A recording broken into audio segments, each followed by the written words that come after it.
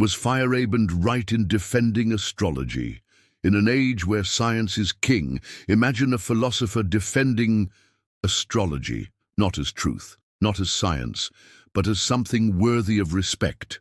Sounds outrageous? Not to Paul Feyerabend, the most rebellious voice in 20th century philosophy of science. But was he right? Welcome to Chronicles of Legends, where we dive deep into the minds that dared to challenge history's greatest ideas. Today, we explore Paul Feyerabend's bold defense of astrology and what it reveals about science, freedom, and dogma. Paul Feyerabend wasn't your typical philosopher. He didn't bow to the rules of method or cling to rigid ideologies. In his most famous work, Against Method, he argued that anything goes in the history of science. Science, he claimed, progresses not by following strict rules, but by breaking them. He questioned not just how science is done, but whether it should have exclusive authority over truth. It's from this rebellious mindset that he launched his most surprising argument, a defense of astrology. In the 1970s, prominent scientists publicly condemned astrology. They declared it pseudoscience, unworthy of serious thought. But Feyerabend saw something deeper in the dismissal, not scientific criticism, but intellectual arrogance. To him, the attack on astrology wasn't a careful scientific rebuttal, it was an act of cultural domination, science trying to silence dissent without dialogue. He wasn't saying astrology was true.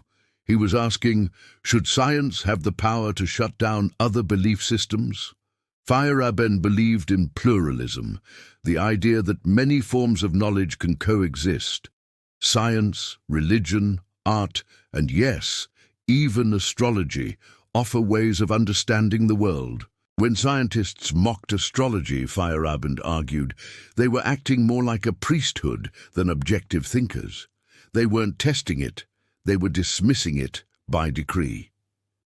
He compared this attitude to historical intolerance, like the Church's persecution of Galileo. Different dogma, same behavior. His point? Science needs to be criticized, just like any other institution. Or else it becomes a new kind of tyranny. Feyerabend didn't believe astrology should be taught in physics classes, but he did believe it had a place in human culture.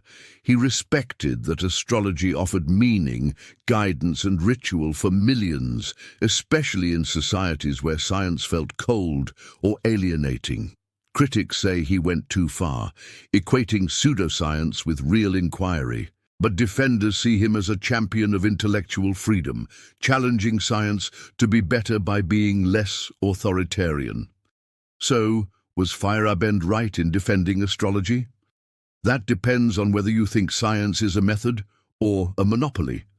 In a world where questions often matter more than answers, maybe his rebellion was a call for humility and for remembering that not all truth wears a lab coat.